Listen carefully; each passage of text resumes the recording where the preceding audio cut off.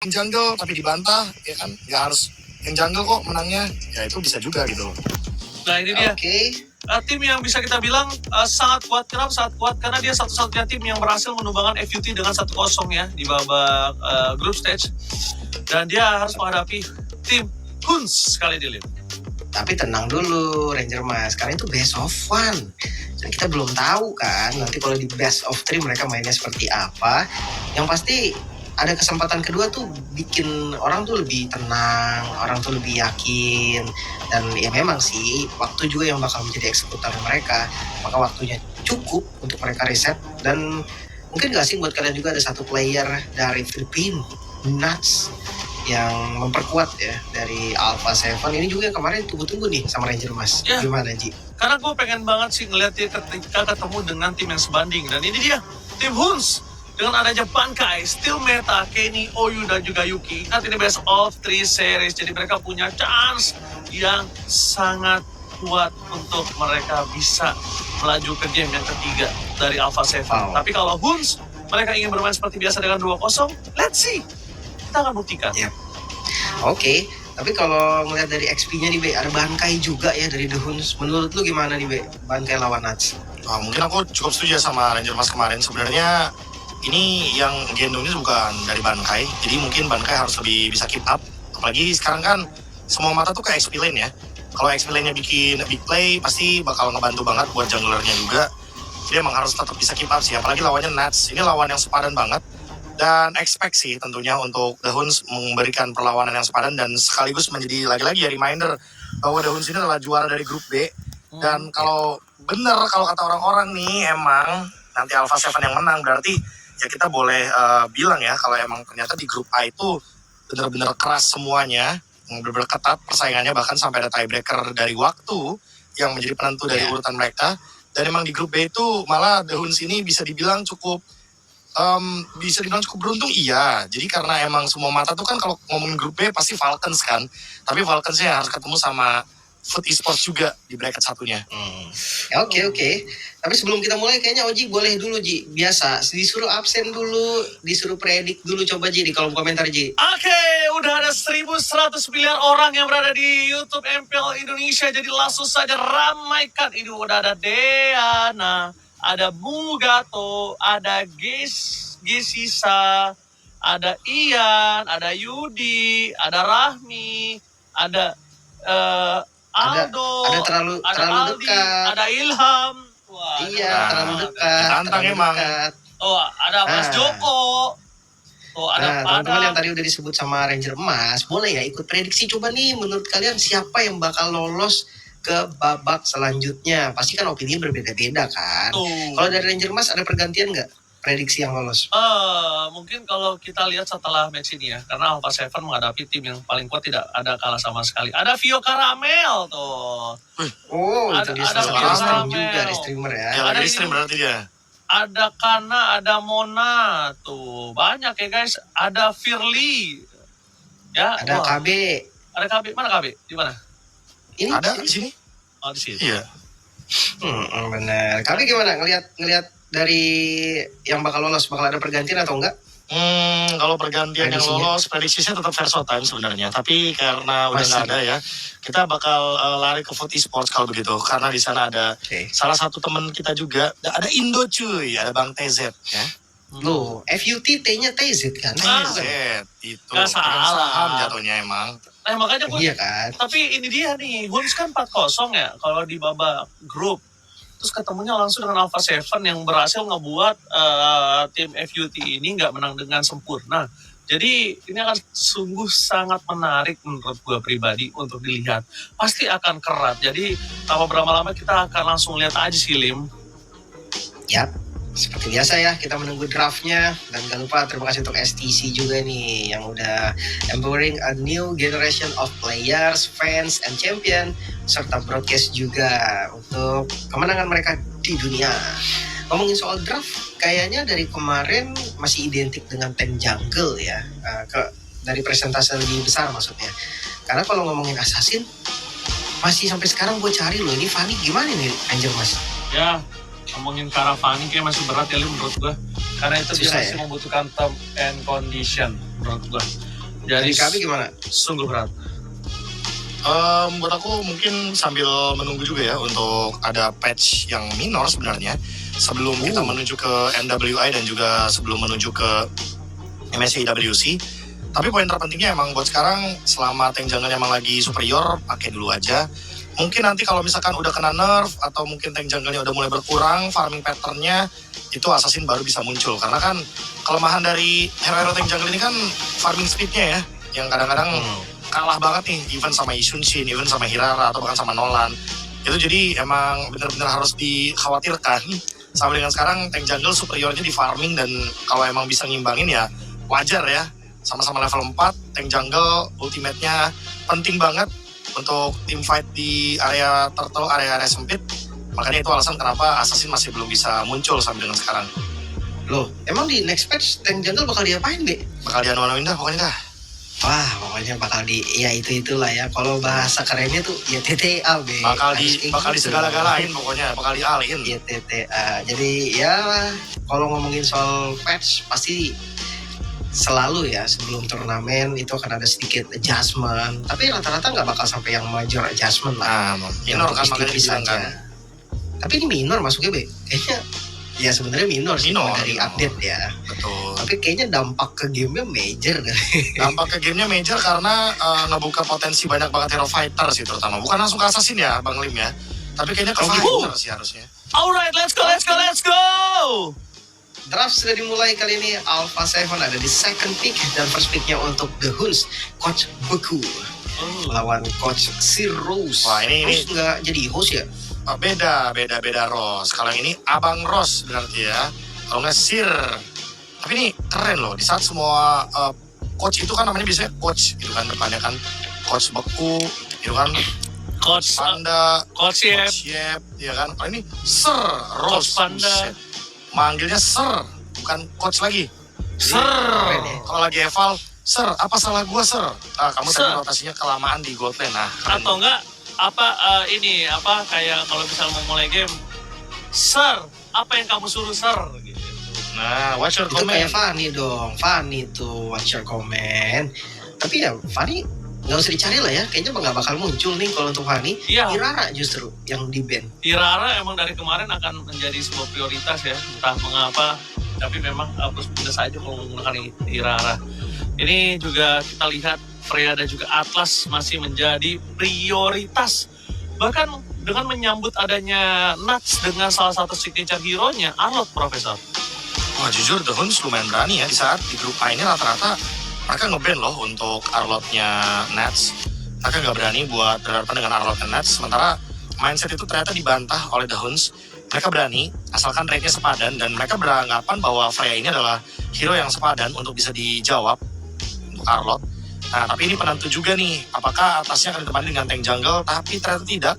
Kita melihat Valentina terlebih dahulu, sepertinya agak sedikit ada overthinking juga, takutnya pick ketiga dari Alpha 7 akan menuju ke Valentina untuk call World, sehingga nanti sama-sama bakal punya Fataling. Karena seperti yang kita tahu ya, Shark ini juga lagi spam banget nih Atlas dari kemarin, bahkan ketika mereka menang atas King of Gamer Club. Iya. Alright. Kelamaan ya, keburu diangkat Atlas katanya mah. Benar. Tapi ini udah ada Harit loh, Be. Udah pasti purify jadinya kan. Atlasnya setelah Harit masih worth it tetap. Ya, kalau Tapi- kita ngomongin soal Atlasnya setelah hari, worth it aja, tapi berarti harus ada yang nge-trigger juga sih. Tapi kalau menurut gue ya, Atlas dengan Harit sebenarnya posisinya tidak terlalu mencekam. Cuma yang lebih mengerikan adalah di sini trigger purify itu bisa dilakukan dengan final slash. Jadi nggak selamanya Atlas itu menjadi opening atau opener. Jadi bisa dari dua purify yang pasti digunakan sama Kimi dan juga Harit. Ini ada final slash. Dan menurut gue agak cukup berat untuk bisa menghindari final slash. Sekalipun itu ada purify, dash ke belakangnya dia, itu akan ada chance lagi untuk Atlas itu bisa fataling. Oke, bisa ya. Walaupun posisinya tetap ya kalau memang timingnya pas banget, emang nggak pindah. Tapi itu wah agak susah sih. Refleksnya tuh harus benar-benar kuat. Sementara XP-nya mulai ditutup. Match up dari Arlot, Yuzong juga salah satu yang lumayan bahaya. Walaupun Freya-nya masih flex, tapi kalau melihat dari chance jadi gold atau XP? Kalau ngelihat dari banningnya ke arah Belerik, kayaknya ada kemungkinan ke arah gold lane juga sih. Apalagi udah Ben Yisunshin juga nih dari Alpha 7, mereka peka kayaknya. Mereka udah ngeliat potensi dari Freya-nya masih bisa menuju ke area gold lane. Dan ketika match up di area gold lane lawannya Haritnya pasti bakal kerepotan ya. Karena kita tahu sendiri power dari Freya gold lane ini di level yang ketiga, jadi udah bisa ngetantrumin Harit. Sementara Ben Fredrin makin memperjelas nih kalau misalkan Freya-nya di gold lane ya. Dengan Fredrin pick ini juga bakal ngerepotin Freya. Karena Freya-nya harus terpaksa buat main kite dikit, atau bahkan dia nge-skip Fredrin-nya baru langsung nyerang ke belakang. Ya kalau mungkin ada yang nanya, Oji kayaknya salah deh. Maksudnya Vanessles kan Arlott di kanan. Ada Valentina, Beb. Valentina ini ditambah dengan Guinevere. Wah, terlalu banyak penggunaan CC di kiri. Menurut gue Purify-nya nggak cukup. Jadi dia butuh mid lane yang bisa nge-cover counter dari heavy crowd CC tim Hunsi, Profesor. Masa Farah habis, Be? Enggak, menurut gua ini sih ada Kimi, udah ada Kimi juga enggak, soalnya kan. masalah gini, posisinya di arah mid lane ini kan udah ditutup, terus juga di EXP udah ditutup, mau tidak mau ada roamernya. Entah roamernya bisa nge-cancel atau Hylos aja paling. Hylos. Nah, kan? First man dia ngambil badan yang paling kuat berarti ya. Oke, Hylos last pick. The Huns, Alpha 7, Ranger Mas. Gua The Hun sih. The Huns, kenapa? Sisinya bagus banget, sisi chainnya. Gue nggak tahu Alpha 7 gimana cara mengatasi hal tersebut. Gue masih menunggu dan semoga Hylos bisa menjadi sebuah jawaban. Oke, kalau dari KB gimana nih? Nggak ada asuransi sebenarnya lihat game The Huns. Ya emang gak ada asuransi ya, tapi kayaknya aku bakal lari ke Alpha 7. Bukan buat melihat draft yang bagus, tapi aku cuma pengen lihat ini Hylos-nya bakal mati berapa. Karena aku expect ini Hylos mati 10 pun gak ada masalah, karena dia yang bakal nerima semua damage. Dan dia pasti bakal pakai Revitalize, Purify-nya bakal dari Kimi sama Harit. Oke, so ini dia untuk match pertama di final day. Untuk wildcard, jadilah saksi siapa yang akan lolos ke babak selanjutnya di game pertama Ranger Mas dan KB silahkan. Terima kasih banyak untuk Terima kasih banyak untuk Lim Pocul dan buat kalian semua. Di sini masih bersama dengan Lim Beji, Lim Pocul, KB dan Oji. Let's go to the lane of town. Let's go ya. Ini melihat drafting yang cukup sebenarnya baik sekali dari The Huns. Terlihat dari komposisinya mereka punya banyak banget sisi power. Dan melihat juga bagaimana kekuatan dari Alpha 7, yang dimana mereka cuma punya power di late game karena memang senjata mereka ada di Kimi dan juga Harit. Tapi untuk mencapai di titik tersebut kayaknya perlu banyak banget effort. Perlu adanya pengorbanan juga dari Hylos-nya, makanya wajar di sini kalau Hylos-nya pun ternyata memiliki Yourself Together ya, dengan tambah dari Vitality, tambah darah, biar lebih sering revitalize juga. Makanya kayak bilang tadi, penasaran nih Hylos-nya bakal tumbang berapa kali, karena Hylos ini akan jadi tulang punggung penerima damage tertinggi. Udah pasti. Dia akan terima segalanya. Dia bahkan di early ya dipaksa keluar Revitalize. Dan kalau kondisi para pasukan dari tim Huns kali ini memang agak cukup tenang dan santai, sekalipun dia mencoba untuk bermain dengan agresivitas yang tinggi, itu juga nggak masalah. Karena mereka capable akan hal tersebut. Pertama, kita lihat di tengah, ngomongin cara Purify sekalipun, dari Newton Howard, ini nggak bisa berbuat banyak. Dan kalau Lin tadi bertanya kepada kita, late game-nya gimana sih? Mau tidak mau mereka cukup mengandalkan sisi dari Kimi sih, Profesor. Dengan adanya posisi dari Skypiercer. Oh, itu pun kalau bikin Skypiercer ya. Karena biasanya Skypiercer itu di-build, kalau misalkan depannya adalah Baxia, dia bakal nge-skip Glowing One, dan dia bakal langsung ke Skypiercer. Maksudnya adalah Suyo. Jadi kita nggak bisa ekspektasikan kalau misalkan Kimi ini bakal bikin Skypiercer. Mungkin kalau kita lihat dari opsionalnya juga, harus dilihat dulu nih apakah nanti Kiminya bakal mendapatkan game yang lumayan mudah, lumayan lancar. Karena terlihat dari pressure-nya Kini bahkan mengambil ult dari Glorious Pathway, menandakan dia bisa zoning dan juga mendapatkan Dragon Edge juga, apalagi dalam keadaan level 4 kayak gini. Oke, coba dipasang berikan pelakar, Revitalize tepat banget ke Longshot, masih terlalu empuk, di zoning oleh pasukan dari Huns dengan ada Glorious Pathway, gertakan Sambo ternyata bukan hanya gertakan Sambo biasa, kali ini mundur atau tidak, kalau tidak dipanis, kalau mundur ya sudah, ternyata Shark terlambat untuk mundur. Wah, iya, Shark terlambat untuk mundur dan membuat sekarang keadaannya untuk The Huns mendapatkan kill dan mendapatkan total dengan gratis sesuai dengan yang kita juga bawa Shark memang akan cenderung empuk di sini, tapi Nets melakukan sebuah gerakan yang baik sekali. Double heavy advance kali ini belum dikeluarkan oleh Bankai. Sudah keluar dari sini selamat tampaknya di sana skill meta. Stand by on position.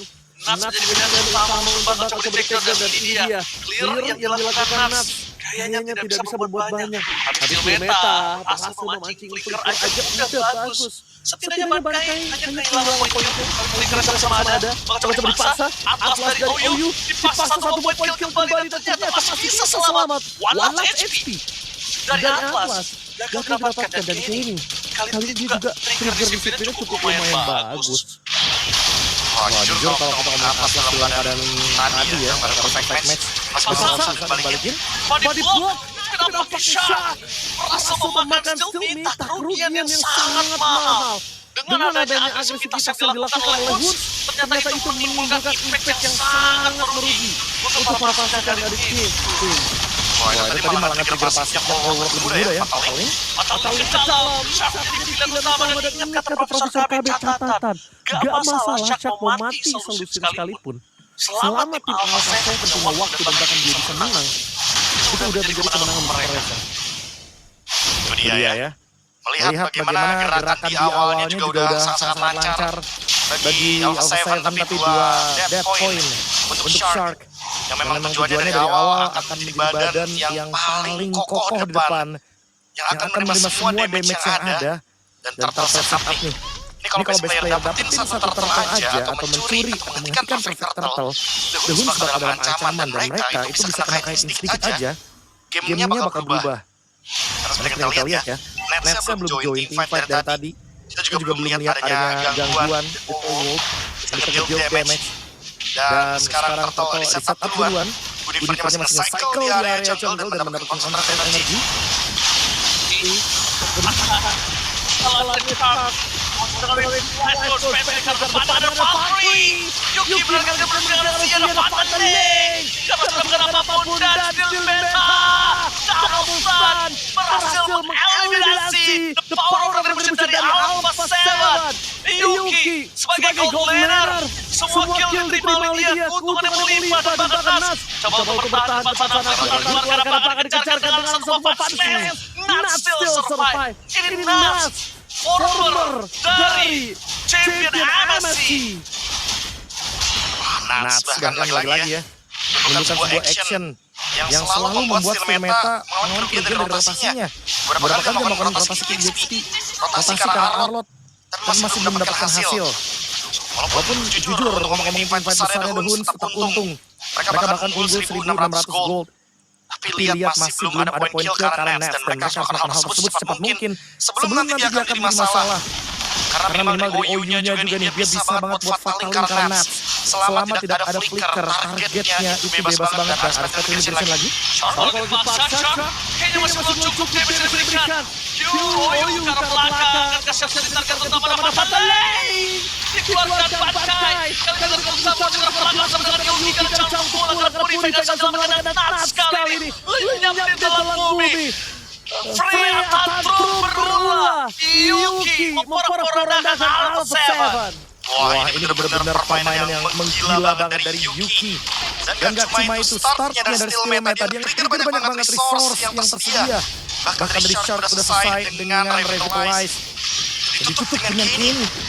Jujur ini gak expect kayaknya. Member dari Alpha 7 bahwa jalannya akan ditutup dengan adanya Glorious Pathway. Dan fatalnya, Nats malah loncat ke depan dan menggali kuburannya sendiri. Sehingga best player memilih untuk mundur. Disengage saja, itu udah gak baik banget untuk Suyo dalam keadaan lose condition untuk cari setup teamfight. Dan sekarang kalau Perfect Turtle The Huns bisa aja 5.000 gold lead bagi OU.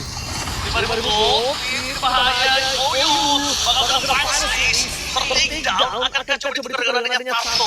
Dan ingat Profesor KB telah bilang ada Perfect Tato akan melakukan Huns dan merugikan sisi dari Alpha 7 lebih tepatnya dia yang akan cukup berat kali ini menghadapi Yuki yang benar-benar sudah kaya raya total. Wah, ini juga Yukinya masih belum bisa di shutdown. Masih belum ketemu jawabannya. Clear wave-nya juga jangan lupa ada Bankai. tugasnya benar-benar langsung terlaksana dengan cepat. Kali ini set up udah mulai duluan. Special mission yang gagal masih ada Puri tapi Yuki. Dia standby untuk berburu dan pada Slays. Dari sosok seorang Nas merasa membuat Bankai tercapar di sana. Mission yang gagal. Mereka forward defensive. Yuki kali ini memilih untuk mundur. Sudah tidak ada lagi skill meta. Apakah akan ditinggal tapi mau diselamatkan semaksimal mungkin oleh OU. Tapi hanya itu yang bisa dilakukan oleh para pasukan dari Woods. Menyelamatkan 2 member saja. Tidak ada lagi yang bisa dilakukan. Dan keuntungan clear mid lane dilakukan oleh seorang Yuki. Menurut gua Yuki tadi agak sedikit ragu, Profesor. Wah, nggak cuma Yuki sih kayaknya. OU juga kayaknya ragu. Dia fatal link. Dan nggak ada yang kena untuk fatal linknya. Special Migration juga cukup ragu karena masih ada Purify yang dimiliki oleh Zia. Dan sekarang mungkin keadaan mulai berbalik. Ditarik goldnya yang tadi hampir 5.000 gold. Huns hanya memiliki keuntungan sekitar 2.800 gold. Tinggal ketenangan. Karena Alpha 7 mendapatkan ketenangan di bagian top lane tadi. Tapi ingat, sekarang OU punya Flicker dan Fatal Lane. Ketika keadaannya Zia belum siap dengan Purify, dan ketika Zia ditarget di all-in oleh Yuki juga, masih bakal langsung tumbang ya, instan. Makanya memang harus di-shutdown dulu nih untuk memegang Purify. Karena tadi Cold Zia di dalam posisi yang aman. Semua poin dah diambil sama Shark. Karena memang Zia dari awal. Bahkan kita udah bilang di sini, mati 10 pun gak ada masalah. Selagi emang semua damage-nya, semua resource skill-nya, itu ke high loss. Tapi goldnya turun loh, Profesor. Ini gold turun ini menandakan sebuah perkembangan yang sangat impresif dari Alpha 7. Dan mungkin yang harus diperhatikan oleh Bankai adalah dia nggak bisa bermain dari front to back lagi. Tugasnya front to back udah banyak, udah ada Atlas, udah ada Valentina, udah ada Sarangaya. Tugasnya dia bermain flanking. Tutup belakangnya, damage dealernya biar gak maju, Purify trigger, semua bisa dilakukan sama dia. Dibandingkan kalau mau main front to back, waktu yang diberikan adalah dengan heavy left punch. Pastikan heavy left punch bisa 3 kali kalau bisa, Profesor.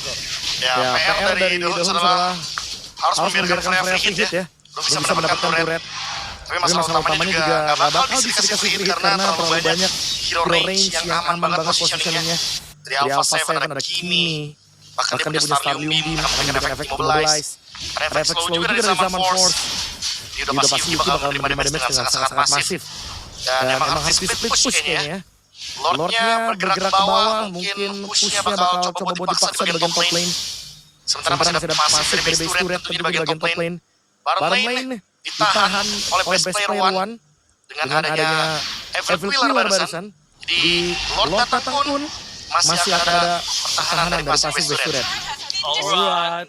Depan sana masih ada Holy Defense, biar batunya tapi kalau charge-nya berhasil keluar setidaknya akan ada setengah darah yang lumayan dan Bankai juga batang hidungnya memukul ke arah Cold. Tapi dengan sharp berada di depan setidaknya cuma satu kali charge seperempat darah itu udah the best yang dilakukan Alpha 7. While mid lane mereka Ghost Patrick ke belakang targetnya berbeda Shark. Naswa ada suara satu final sleep special mission bersama dengan Patrick Quim continue working buat defensive bukan offensive, Profesor. Wah, harus mundur nih kayaknya, nggak bisa lagi untuk melakukan invite dari The Huns. Karena mereka terbuang banyak sekali resource. Dan mereka juga udah nggak siap melakukan combo. Kecuali OU mendapatkan fatal link, tapi nggak mau. Mereka memilih untuk mundur. Shark juga udah trigger dari Revitalize. Super minion wave juga udah mulai habis sekarang. Tinggal lakukan defense dari Alpha 7. Dan The Huns memilih untuk mundur terdahulu by item. Next mungkin kalau Firmeta selesai dengan Winter, dia gak ada masalah kalau di Final Slash kayak tadi. Dan untuk Bankai sih terutama. Bankai belum ada si Halbert ya. Dia memilih War Axe dulu ternyata. Dia wajar banget untuk Nets dan juga Shark-nya. Sekalipun nanti di engage, dia masih akan bisa survive dengan regen yang dia miliki. Tapi menurut gue kayaknya udah mulai cukup gak sih main dengan Alert Pathway dari sosok seorang Kenny.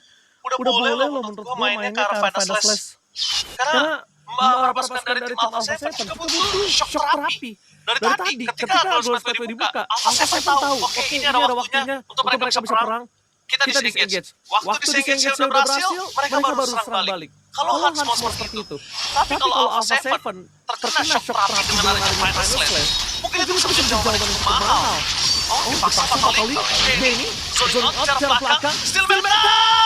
Out of nowhere berhasil mendapatkan satu poin kill dari Password player yang memenangkan Yogi. Bersama dengan 2 poin kill lainnya siap. Di sana udah lari jauh memulangkan Sharp. The one last man standing yang tersisa. Tidak akan bisa menghentikan pergerakan dari Devon. Fokus sudah mengambil Password di arah top lane. Dan lihat dari Sharp coba untuk tutup minionnya. Baik saya semaksimal mungkin. Dan langsung special division looking for wipeout. Menuju ke arah Password.